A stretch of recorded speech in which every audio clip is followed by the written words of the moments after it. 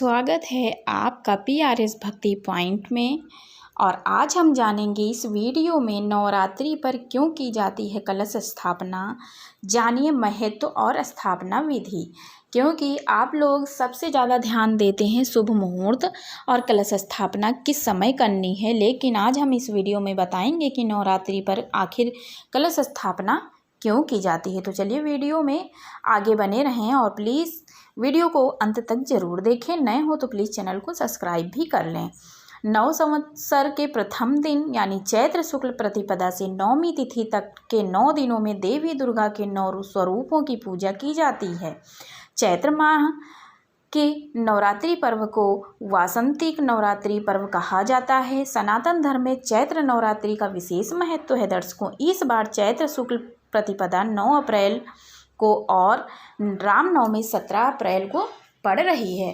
अतः शक्ति की अधिष्ठात्री माँ जगदम्बा की पूजा आराधना का विशेष पर्व वासंतिक नवरात्रि इस बार पूरे 9 दिन का होगा। कोई भी काम शुरू करने के लिए नवरात्रि के दिन बहुत ही महत्वपूर्ण माने जाते हैं।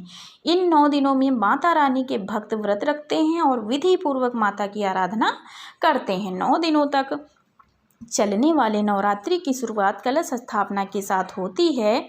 नवरात्रि में कलश स्थापना का विशेष महत्व होता है। ये जानते हैं नवरात्रि में कलश स्थापना क्यों की जाती है। नवरात्रि पूजन में कलश स्थापना के साथ ही देवी दुर्गा की उपासना प्रारंभ होती है। कलश स्थापना को घट स्थापना भी कहते हैं। दर्शकों, देवी पुराण में उल्लेख मिलता है कि भगवती देवी की पूजा अर्चना की शुरुआत करते समय सबसे पहले कलश की स्थापना की जाती है। नवरात्रि के शुभ मौके पर मंदिरों के साथ साथ घरों में भी कलश स्थापित कर पर ब्रह्मा देवी दुर्गा के 9 शक्ति स्वरूपों की विधिवत पूजा अर्चना की जाती है।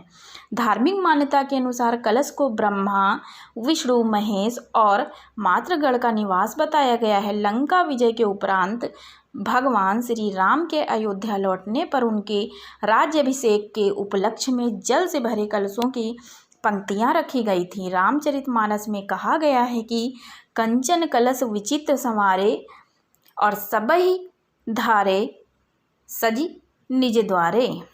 यानी कि इस प्रकार देखा जाए तो हमारी सनातन संस्कृति में कलश अथवा घट अत्यंत मांगलिक चिन्ह के रूप में प्रतिष्ठित है। किसी भी प्रकार की पूजा, अनुष्ठान, राज्याभिषेक, गृह प्रवेश, यात्रा के आरंभ, विवाह आदि शुभ अवसरों पर सर्वप्रथम कलश को लाल कपड़े, स्वास्तिक, आम के पत्तों, नारियल, सिक्का, कुमकुम, अक्षत, फूल आदि से अलंकृत करके ब्रह्मा, विष्णु और महेश के रूप में उनकी पूजा की जाती है और अनुष्ठान विशेष के फलीभूत होने की मनोकामना की जाती है। साथ ही वरुण देव का आवाहन किया जाता है ताकि कलश हमारे लिए समुद्र के समान वैभवशाली रत्न तुल्य फल प्रदान करे। कलश स्थापना करने से घर में सुख समृद्धि आती है, साथ ही माँ दुर्गा का आशीर्वाद भी मिलता है। अब जान लेते हैं कलश स्थापना के नियम।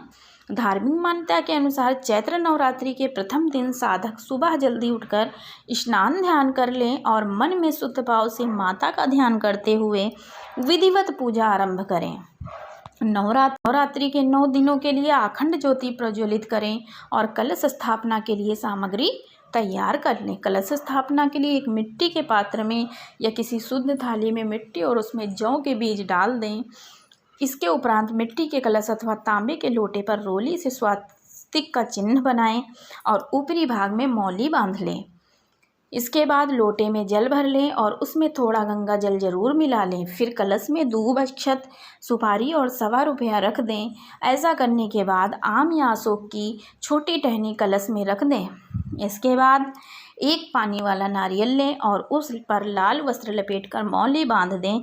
फिर इस नारियल को कलश के बीच में रखें और पात्र के मध्य में कलश स्थापित कर दें।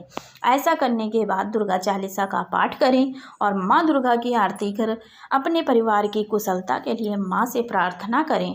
तो दर्शकों, यह मेरे द्वारा दी गई